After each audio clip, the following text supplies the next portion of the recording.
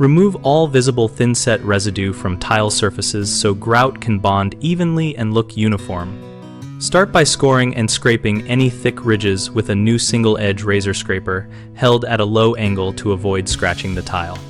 Work in small sections and keep the blade clean by tapping or wiping it often so you are cutting thinset, not grinding it. For powdery or crumbly thinset residue, sweep or vacuum the joints and surface to remove loose particles before wet cleaning. When a residue film remains, use a stiff nylon scrubbing pad with warm water and a neutral pH tile cleaner or a dedicated thinset remover formulated for the tile type and let it dwell briefly according to the product instructions.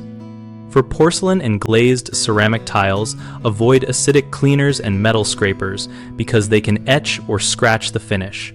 For natural stone, choose only stone-safe cleaners and test a hidden area first.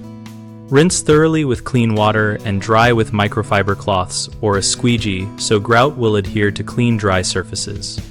Most people scrape too aggressively and nick tiles, which then require replacement or filling.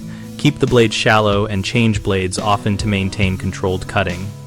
Another common issue is using the wrong chemical like an acid on sensitive tile, which causes dull spots.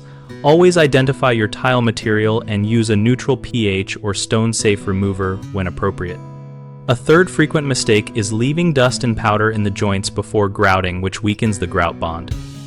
Vacuum, then wipe the joints and let them dry fully, or blow out joints with compressed air before mixing grout.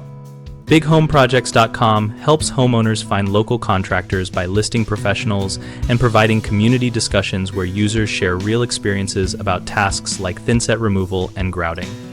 We connect contractors with homeowners seeking work and host an active discussion community so we can all learn practical tips and avoid costly mistakes.